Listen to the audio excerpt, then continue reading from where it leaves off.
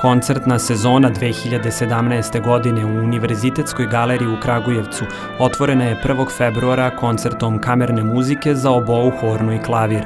Na njemu su nastupili istaknuti profesor Filološko-umetničkog fakulteta oboista Borislav Čičovački, kao i hornista Milan Roksandić i pijanistkinja Bojana Stanković. Ovaj neobični trio izveo je dela značajnih autora 20. veka, a posebnu pažnju privukao je zvuk horne koji u našem gradu predstavlja pravu retkost. Horna jeste prvenstveno orkestarski instrument i zapravo tako je i počela da se koristi u orkestru i tek s kraja 19. i specijalno u 20. veku je doživjela ekspanziju, ali to isto možemo da zahvalimo napretku, tehničkom napretku horne, jer je dobila i ventile i prosto kompozitori su krenuli da pišu neka kompleksnija dela koja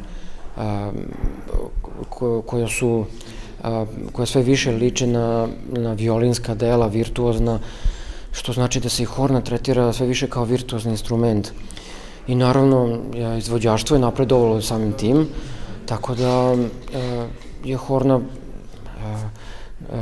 ne samo zastupljena u orkestru, nego i solistički. Prve kompozicije koje su napisane za ovu retku kombinaciju instrumenata potiču iz 19. veka, pa je tako pomenuti trio izveo jedno od najznačajnijih dela za ovaj sastav, trio u A-molu opus 188, nemačkog kompozitora Karla Reinekea.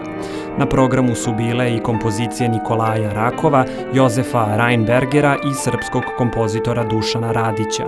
Ideja nam je bila da sviramo i trija, oboja, horna, klavir, pošto je to relativno neobična kombinacija, kažem relativno zato što se na zapadu dosta svira i ima literature, zato kod nas je nešto ređe i sastav i literature nema previše, mislim, od naših kompozitora, tako da nam je to bila ideja, ali i da svako svira po jednu kompoziciju sa klavirom sam, dakle kao sonata, i opredelili smo se da bude 19. i 20. vek, tako da napravimo i kontrast i da razbijemo monotoniju toga da se smatra da je 20. vek savremena muzika, pošto još uvek čim nešto je napisano posle 45. to je savremeno, nije.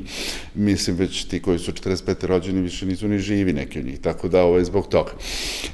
I to nam je bio cilj i zato nam je bilo divno. Milan Roksandić i ja sviramo već dugo godina zajedno u raznim kombinacijama, ali nikad nismo svirali u ovoj, što meni posebno zadovoljstvo. A drago nam je da smo sa Bojanom Stanković, koja je inače sjajna mlada pijanistkinja, uspeli ceo koncert ovako da izvedemo, jer jedino ona svirala sve na ovom koncertu, tako da je zapravo to i naš cilj. Svedoci smo da koncerata umetničke muzike u Kragujevcu zaista ima. Koncert kamerne muzike za obou, hornu i klavir još jedan je u nizu kulturnih događaja koji kod publike budi svest o njihovoj važnosti i negovanju estetskih vrednosti.